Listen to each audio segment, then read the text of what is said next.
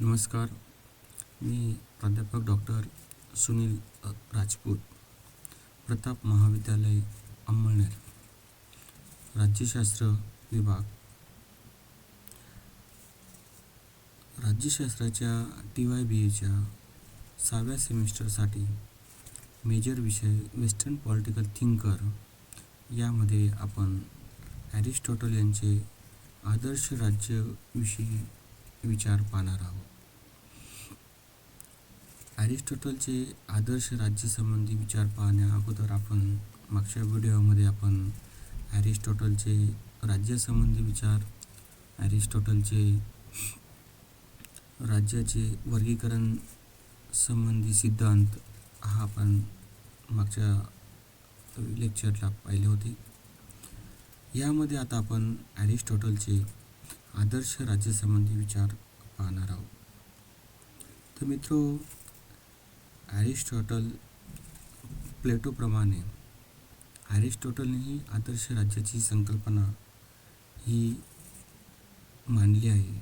मात्र या दोघांच्या विचारात एक मूलभूत असा फरक आहे व तो म्हणजे प्लेटोचे आदर्श राज्य एक प्रकारे या पृथ्वीतलावर भूतलावर निर्माण करणे अवघड नसून एक प्रकारे अशक्य आहे. तर ॲरिस्टॉटलचे जे आदर्श राज्याची कल्पना आहे ती कल्पना वास्तवाला धरून आहे आणि मनुष्याच्या विकासासाठी आणि मनुष्याच्या सुखी जीवनासाठी सुखासाठी हे राज्य आवश्यक असून असे सुखी जीवन प्राप्त करण्यासाठी एक आदर्श राज्याची स्थापना करणं सुद्धा शक्य आहे. आणि अशा या आदर्श राज्याची वैशिष्ट्ये आपण पुढील प्रमाणे पाहू शकतो. त्या वैशिष्ट्यांच्या आधारावरती आपण ॲरिस्टॉटलचे आदर्श राज्यासंबंधी काय विचार आहेत हे आपण समजून घेऊ शकतो. आदर्श राज्यासंबंधी विचार पाहताना ॲरिस्टॉटलने जे आदर्श राज्याचे वैशिष्ट्य सांगितले आहेत त्या वैशिष्ट्यांच्या आधारावरती आपण ॲरिस्टॉटलची आदर्श राज्याची संकल्पना आपण समजून घेऊ शकतो. त्यामध्ये त्याने पहिले वैशिष्ट्य सांगितलेत आदर्श राज्य असण्याची, ते म्हणजे लोकसंख्या. आता ॲरिस्टॉटल राज्याची लोकसंख्या खूप जास्तही नसावी आणि खूप कमीही नसावी असं म्हणतो. राज्याची लोकसंख्या अधिक असती तर लोकांना त्यामध्ये कामधंदा उपलब्ध होणार नाही आणि लोकसंख्या कमी असती तर राज्याचे अस्तित्वसुद्धा धोक्यात येईल. आणि म्हणून राज्याची लोकसंख्या एवढी असावी की त्यामुळे राज्य हे स्वावलंबी राहू शकेल किंवा स्वावलंबी बनेल. आणि म्हणून ॲरिस्टॉटल राज्याची जी लोकसंख्या आहे ती लोकसंख्या नियंत्रित करण्याचे अधिकार राज्याला सोपवितो किंवा सोपवित असतो. जसे की विवाहविषयक, संततीविषयक नियम तयार करण्याचे आणि विकृत संतती नष्ट करण्याचे अधिकार तो राज्याला त्या ठिकाणी देत असतो. म्हणजे राज्यसंस्था ठरवेल की कशा पद्धतीचे नागरिक आपल्या राज्यामध्ये असले पाहिजे, किती नागरिक आपल्या राज्यामध्ये असले पाहिजे की ज्यांना आपले सुखी जीवन जगता येईल, स्वावलंबनाने जीवन जगता येईल, आपलं रक्षण करता येईल, आपल्या सर्व गरजा पूर्ण करता येतील, आपल्या सर्वांना कामधंदा उपलब्ध होईल, एवढी लोकसंख्या निश्चित त्याने आपल्या लोकसंख्येमध्ये केलेली आहे. त्यानंतर ॲरिस्टॉटलने आदर्श राज्याची दुसरे वैशिष्ट्य सांगितले ते म्हणजे भूप्रदेश. राज्याचा भूप्रदेश, ॲरिस्टॉटल म्हणतो की राज्याचा जो भूप्रदेश आहे तो एवढा असावा की त्यावर राहणाऱ्या जनतेला आपले सुखी जीवन जगण्यासाठी ते आवश्यक ती सर्व साधन सामुग्री त्या भूप्रदेशात त्याला उपलब्ध असेल. तसेच राज्याचा जो प्रदेश आहे हा प्रदेश एक प्रकारे सुरक्षित असा प्रदेश असावा. त्याला कोणत्याही प्रकारचा बाह्य आक्रमणाचा धोका होणार नाही असा त्याचा भूप्रदेश असावा किंवा अशा त्याच्या सीमा असाव्यात. आर्थिक दृष्टीने राज्याचा जो भूप्रदेश आहे तो भूप्रदेश अत्यंत संपन्न असा असावा की ज्यामध्ये सर्व प्रकारचे आपल्याला अन्नधान्य पिकवता येईल. सर्व प्रकारच्या आपल्या ज्या गरजा आहेत त्या भूप्रदेशातून आपल्या गरजा पूर्ण होतील असा भूप्रदेश, संपन्न भूप्रदेश असावा अशी तो त्या ठिकाणी अपेक्षा करतो. राज्याची जी भूमी आहे ही भूमी अशा ठिकाणी असावी की ज्या ठिकाणी जल आणि स्थल मार्गाने तिथे सहज पोचता येईल. म्हणजे जमिनीच्या मार्गाने पण आणि पाण्याच्या मार्गाने पण माध्यमातून सहज पोचता आले पाहिजे अशा पद्धतीचा तो भूप्रदेश असला पाहिजे. व भूप्रदेशातील जे काही हवामान आहे ते हवामान जास्त उष्णही नको, जास्त थंडही नको अशा पद्धतीचं हवामान त्या प्रदेशाचे असले पाहिजे. तर असा जो भूप्रदेश असेल अशा भूप्रदेशात आपल्या राज्याचा विकास, राज्याचे विकास, जनतेचा विकास हा चांगल्या पद्धतीने होऊ शकतो. म्हणून अशा भूप्रदेशाची तो अपेक्षा करत असतो किंवा असा भूप्रदेश असावा ते राज्य आदर्श राज्य ठरेल किंवा राहू शकते. त्याचबरोबर आदर्श राज्यासंबंधी अरिस्टॉटलने तिसरे वैशिष्ट्य सांगितले ते म्हणजे चरित्रवान जनता. आता आदर्श राज्याचे चरित्र हे नागरिकांच्या एक प्रकारे चारित्र्यावर अवलंबून असते. म्हणजे ते राज्य कसे आहे ते त्या राज्याच्या चरित्रावरती, त्या राज्यातील लोकांच्या चरित्रावर अवलंबून असते. आणि म्हणून नागरिकांचे त्यासाठी चांगल्या राज्यासाठी किंवा आदर्श राज्यासाठी नागरिकांचे चरित्रसुद्धा उत्तम असावे. नागरिकांमध्ये नैतिकता असावी, नागरिकांमध्ये प्रामाणिकपणा असावा, आपल्या कृतीबद्दल किंवा आपल्या कार्याबद्दल प्रत्येक नागरिक हा प्रामाणिक असावा असे अरिस्टॉटलच्या मध्ये मत होतं. आणि ग्रीक राज्यातील नागरिकांमध्ये युरोपियन जातीतील जो उत्साह आहे आणि म्हणजे त्याचं असं म्हणणं होतं की आदर्श राज्यासाठी ग्रीक राज्यामधील नागरिकांमध्ये युरोपियन जातीतील लोकांचा उत्साह आणि आशियन जातीतील लोकांमधला विवेक यांचं मिश्रण असलं पाहिजे. म्हणजे त्यांच्यामध्ये उत्साह आणि म्हणजे युरोपियन लोकांमधील उत्साह आणि आशियन लोकांमधील विवेक या दोघांचे मिश्रण जर असेल तर ती जनता काय असू शकते, ते नागरिक चरित्रवान असू शकतात आणि म्हणून ते आपले राज्यसुद्धा आदर्श असू शकते. आणि म्हणून आदर्श राज्यासाठी तिसरे वैशिष्ट्य सांगितले अरिस्टॉटलने ते म्हणजे चरित्रवान जनता ही असली पाहिजे. चौथं वैशिष्ट्य म्हणजे राज्यातील वर्ग.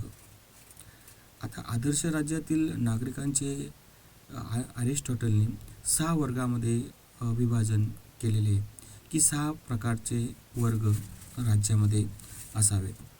आता आदर्श राज्यात प्रामुख्याने अन्न असेल, कला कौशल्य असेल, सशस्त्र असतील, धार्मिक कार्य, संपत्ती आणि सार्वजनिक हित या सर्व गोष्टींची काय असते, आवश्यकता असते.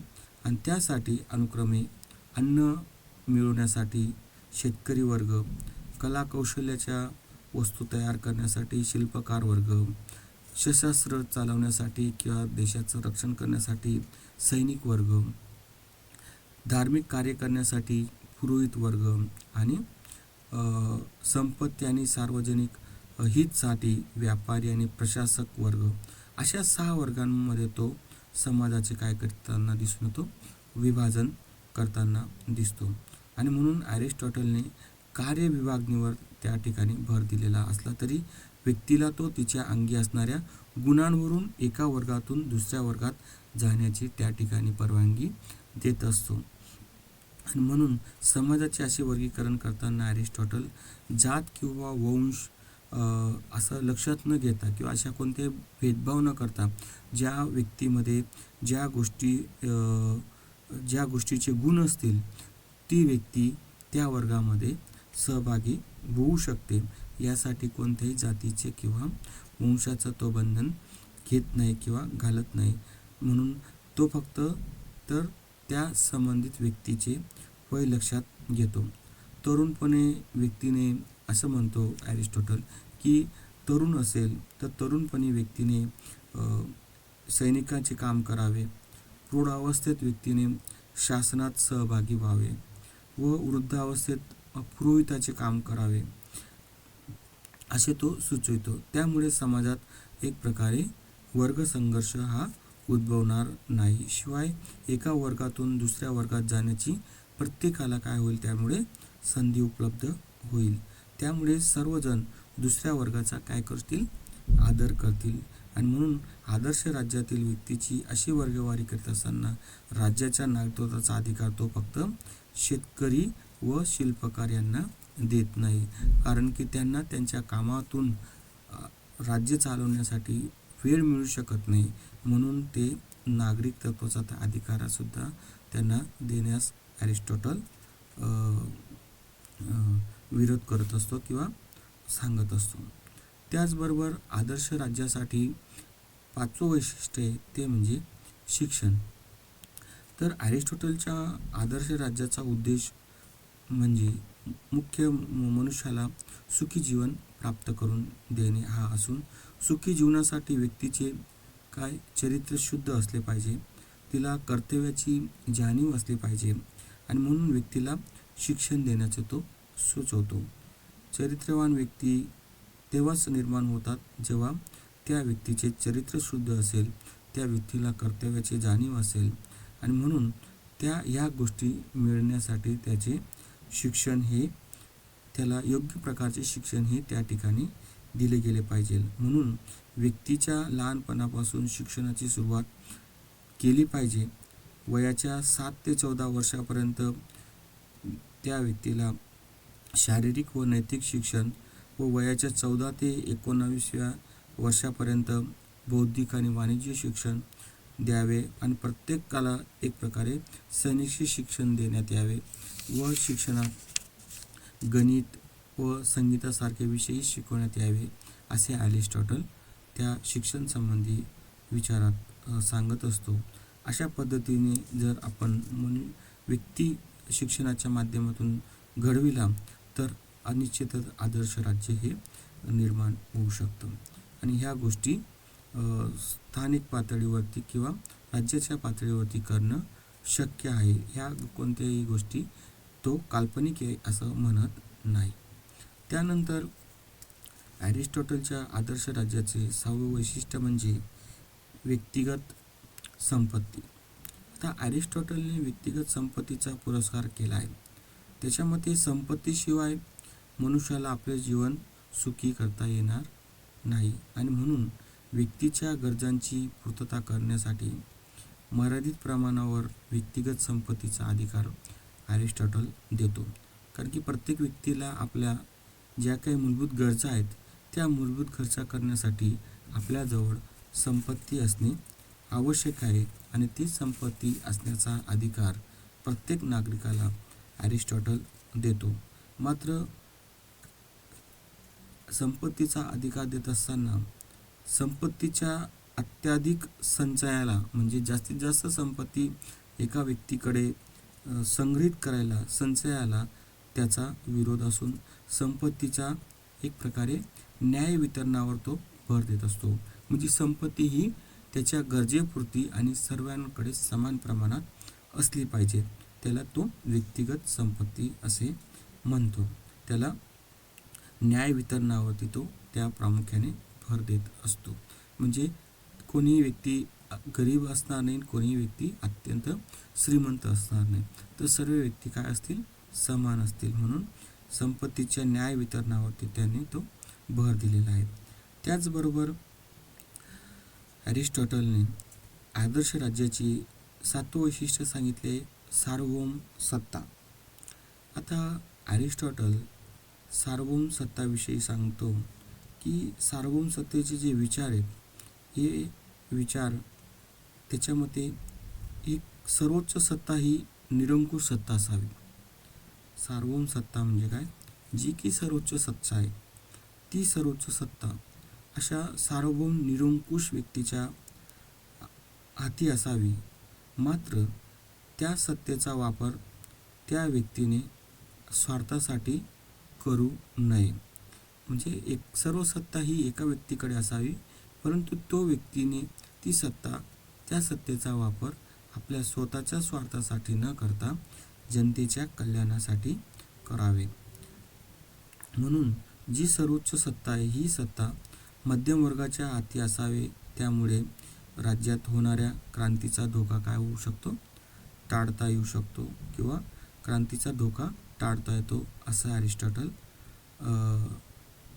मत त्या ठिकाणी व्यक्त करतो. म्हणजे थोडक्यात सांगायचं तर अरिस्टॉटल कुलीन तंत्राला प्राधान्य देताना दिसतो, किंवा कुलीन तंत्र म्हणजे जे ठराविक बुद्धिवान अनुभवी लोकांच्या हातात सत्ता असावी, असं तो शेवटी त्याचं मत व्यक्त करत असतो. त्याचबरोबर तेव्हाच आदर्श राज्य हे निर्माण होऊ शकेल, कारण की एकच व्यक्ती किंवा ठराविक व्यक्तींकडे सत्ता असल्या की लोक क्रांती करणार नाही, किंवा लोकांमध्ये ती क्रांतीची जी भीती आहे, क्रांतीचा जो धोका आहे, तो धोका टाळता येऊ शकतो, असं अरिस्टॉटल म्हणतो. त्याचबरोबर कायदा संबंधी जे 8वं वैशिष्ट्य आहे ते म्हणजे कायदा. आदर्श राज्यासाठी कायद्याचे राज्य अरिस्टॉटलच्या आदर्श राज्याचे एक महत्त्वाचे वैशिष्ट्य आहे. आणि म्हणून शासनाने नेहमी कायद्याच्या मर्यादेत राहूनच कायद्याचे काय केले पाहिजे, संरक्षण म्हणून कार्य करण्याचा तो सुचवित असतो. म्हणजे असे काही कायदे करू नये की जे कठोर असतील, जनतेवरती अन्याय अत्याचार करणारे असतील, तो असे कार्य करण्यासाठी विरोध करत असतो. आणि म्हणून सर्वांनाच तो कायद्याचे श्रेष्ठत्व मान्य करायला लावतो. म्हणजे सर्वच व्यक्तींनी त्या कायद्याला मान्य केले पाहिजे. तो कायदा आपल्या कल्याणासाठी, आपल्या सुखी जीवनासाठी आहे, आणि म्हणून तो सर्वांनी तो कायदा पाळला पाहिजे. आणि म्हणून त्याच्या मते मनुष्य कितीही बुद्धिमान असला तरी त्यात तो कायद्यापेक्षा श्रेष्ठ समजण्यात येऊ नये. आणि म्हणून कायदा हा सर्वांसाठी समान असेल, अशी त्याची कायद्यासंबंधी भावना आहे. आणि असा जर कायदा असेल तर ते राज्य आदर्श राज्य ठरू शकते. त्याचबरोबर 8 वैशिष्ट्यांबरोबरच काही इतर वैशिष्ट्यसुद्धा अरिस्टॉटलने आदर्श राज्यासंबंधी सांगितलेले आहेत. तर अरिस्टॉटलच्या मते आदर्श राज्यात नेहमीच राज्याचे बाह्य आक्रमणापासून आपण संरक्षण करण्याची व्यवस्था आपण सज्ज ठेवली पाहिजे, किंवा सज्ज असावी. आणि त्या राज्यामध्ये पाणी, रस्ते, किल्ले यांची जी व्यवस्था आहे, यांची व्यवस्था ही उत्तम ही असली पाहिजे. त्याचबरोबर राज्यात नेहमी जनसभेचे आयोजन हे केले गेले पाहिजे, व त्यात शासनाचे निर्णय ठेवले पाहिजे, आणि त्यात सर्वांची संमती घेऊन ते कार्यान्वित केले पाहिजे. तर अशा पद्धतीने अरिस्टॉटल आदर्श राज्याची वैशिष्ट्यांमध्ये लोकसंख्या, भूप्रदेश, चारित्र्यवान जनता, राज्यातील वर्ग, शिक्षण, व्यक्तिगत संपत्ती, सार्वभौम सत्ता, कायदा आणि इतर वैशिष्ट्ये या आधारावरती आदर्श राज्याची कल्पना करीत असतो. आणि म्हणून ही आदर्श राज्याची कल्पना त्याने या वैशिष्ट्यांच्या आधारावरती मांडलेली आहे. आणि त्याने आपल्या या आदर्श राज्याच्या कल्पनेत एक प्रकारे वास्तववादी दृष्टिकोन त्याने स्वीकारलेला आहे. कुठलाही काल्पनिक त्याने दृष्टिकोन मांडलेला नाही आहे. त्यामुळे त्याच्या ह्या विचारात एक कल्पकता नाही तर एक वास्तविकता आणि व्यावहारिकता आहे, असं आपल्याला दिसून येत असते. आणि त्याला कोणत्याही प्रकारच्या आदर्शवादामध्ये रुची वाटत नाही. उलट त्याने राज्याच्या आदर्शावरच जास्त करून आपले विचार मांडले आहेत. आणि आपल्या आदर्श राज्यात गुलामगिरीचे त्याने समर्थन करताना, किंवा शेतकरी आणि शिल्पकार्यांना नागरिकत्व न देताना, आणि सार्वजनिक जीवनात स्त्रियांना भाग न घेऊ देताना त्याने त्या वास्तववादाकडेच अधिक लक्ष दिलेले दिसून येत असते. आणि म्हणून अशा पद्धतीने ॲरिस्टॉटल आपल्या ह्या आदर्श राज्यासंबंधी विचारामध्ये आपले आदर्शवादी विचार न मानता वास्तववादी दृष्टिकोन स्वीकारलेला आहे आणि ही वास्तववादी व व्यावहारिकता त्याने आपल्या विचारात मांडलेली आहे. तर अशा पद्धतीने आपण ॲरिस्टॉटलचे आदर्श राज्यासंबंधीचे विचार पाहू शकतो. धन्यवाद.